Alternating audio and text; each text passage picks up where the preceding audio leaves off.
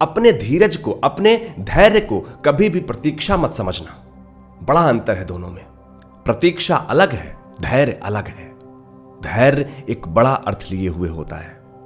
प्रतीक्षा में आप कुछ पा जाएं ऐसा जरूरी नहीं है, लेकिन धीरज की एक खूबी है, धीरज का यह गुण है कि यह आपको कभी भी खाली हाथ नहीं जाने दे।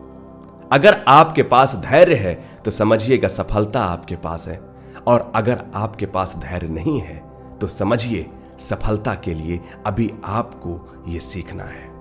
ध्यान दीजिएगा, धीरज धरने वाला व्यक्ति कभी भी हाथ पर हाथ धर के नहीं बैठता। उसने परीक्षा दी, परिणाम जब आएगा तब वह अपने गुण को और मांझता है, अपने आप को और शार्प करता है कि यदि हुआ तो हुआ, नहीं हुआ तो इस बार पक्का होगा। यह होता है धीरज। हम प्रतीक्षा में बैठ जाते हैं, लेकिन धीरज यह सिखाता है कि परिणाम जब आएगा तब हमें खाली नहीं बैठना है। हमें यदि परिणाम प्रतिकूल रहा तो हम अपने आप को अगली जंग के लिए तैयार कर लें, अगली परीक्षा के लिए तैयार कर लें। यह अंतर है धीरज और प्रतीक्षा में।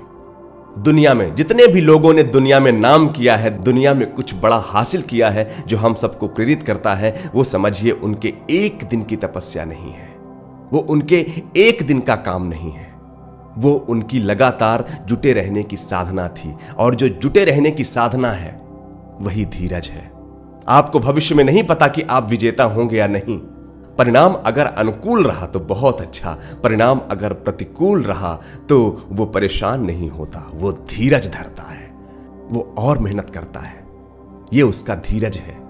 क्योंकि यदि हम धीरज हार गए तो हम तैयारी करने की हिम्मत नहीं जुटा सकते। धीरज हमें विचार करने का मौका देता है, धीरज हमें नए विचारों के लिए रास्ता देता है। इतना आसान नहीं है।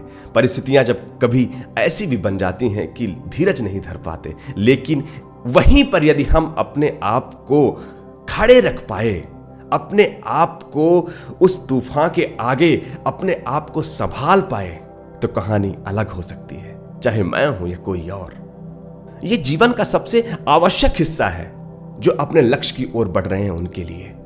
यह आपको कभी रोने नहीं देता है, यह आपको हमेशा यह कहकर प्रेरित करता है कि तुम जीतोगे। अपना प्रयास मत छोड़ना, अपनी कोशिश मत छोड़ना, तुम जीतोगे। एक दिन परिणाम तुम्हारे अनुकूल होगा और फिर तुम्हारा परिणाम पूरी दुनिया के लिए मिसाल होगा। वो तुमसे सीखेंगे। कितनी ही बार हम असफल हो जाते हैं और हम परेशान हो जाते हैं।